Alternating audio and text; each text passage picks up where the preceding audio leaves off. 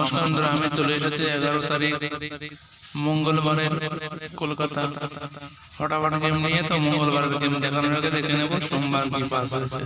First বাজিতে 7 pass হয়ে গেছে।